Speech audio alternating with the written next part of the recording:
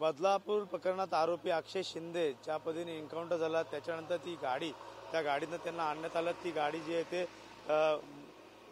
Thane crime branch unit यांच्या कार्यालयाच्या बाजूला जे मैदान आहे त्या ठिकाणी ठेवण्यात आलेले आणि मात्र त्या आजूबाजूचा परिसर जे आहे ते पूर्ण छावणी या ठिकाणी आता बंदिस्त करण्यात येत आहे। पाहायला गेलं तर कुठलाही एव्हिडन्स या ठिकाणी दिसू नये यासाठी पाहायला गेलं तर पूर्ण पोलीस जे आहे ते तपास जे आहे ते आतमध्ये ह्या पोलीस गाडीमध्ये करणार आहे। मात्र पाहायला गेलं तर या ठिकाणी पूर्ण छावणीचं स्वरूप आता या ठिकाणी करत आहे।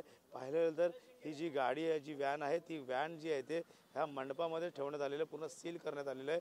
आणि दुसरीकडे पाहायला गेलं तर हे सर्व पोलीस जे ते ठाणे पोलीस आजूबाजूचा परिसर जे आहे ते पूर्ण झाकून काढत आहेत जेणेकरून तपास कामी कुठलाही अडथळा येऊ नये यासाठी पूर्णतः ही पूर्ण झालर जी आहे ती लावण्यात येत आहे। त्यामुळे नक्कीच आता ठाणे पोलीस असेल SIT असेल ही पूर्ण कशाप्रकारे चौकशी करणार।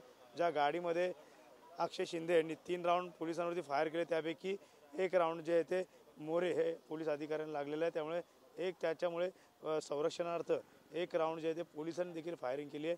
मात्र दुसरीकडे पाहायला गेलं तर आता जी गाडी ज्या मैदानात ठेवण्यात आलेली आहे आणि याच पोलीस मैदानामध्ये ही पूर्ण तपासाअंती कुठलाही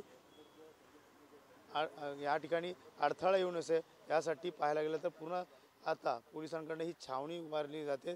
त्यामुळे नक्कीच अक्षय शिंदे यांचा एन्काउंटर कशाप्रकारे झाला आणि त्यांनी कशाप्रकारे गोळी झाडली याचा सर्व तपास जे आहे ते ठाणे पोलीस असेल आणि SIT असेल पूर्ण करणार आहे। कॅमेरा रोहनसह गणेश सुरा TV9 मराठी ठाणे।